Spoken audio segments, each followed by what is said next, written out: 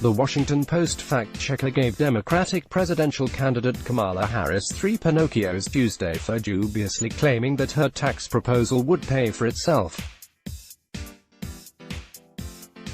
In a recent TV ad called Me, Maya, and Mom, the California senator promised to address the concerns of mothers like herself and her own mother.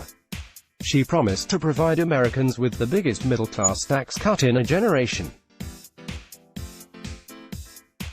Another $500 in your pocket every month, paid for by repealing Donald Trump's tax breaks for the top 1% and the richest corporations in America. Recent stories in politics. Harris was referring to the Livable Incomes for Families Today Act, a bill she introduced in 2018.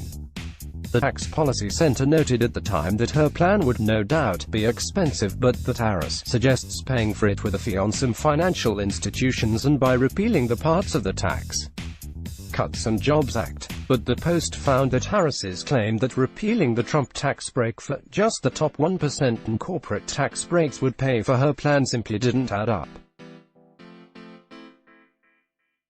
Using the Joint Tax Committee score for the tax bill for 2020, we find that the business tax cut reduces revenue by $114 billion. The estate tax cut amounted to $9 billion and the share going to the top 1% is about $50 billion.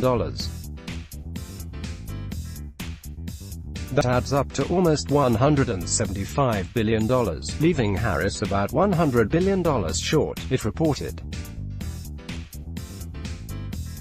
Moreover, it notes that despite Harris' claim that she would increase taxes on the top 1%, her actual bill would raise taxes on those making more than $100,000. That means that under Harris's tax cut, one half of the households would get a tax cut but the other half would face an increase. But even taxing half of U.S. households instead of the promised richest 1%, the Post found Harris's plan was still short by $40 billion. The final revenue raiser in the bill is a fee on any bank worth $50 billion, but there are only 40 or so banks in the country. It's highly unlikely, the Post notes, that Harris could tax each one at $1 billion each. Many of those banks don't even make that much in a year.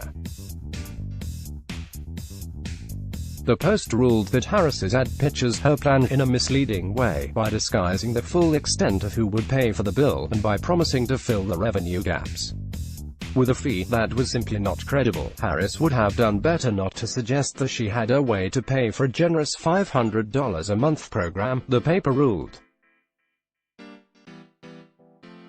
But since she did, she earns 3 Pinocchios. Let's block ads. Why?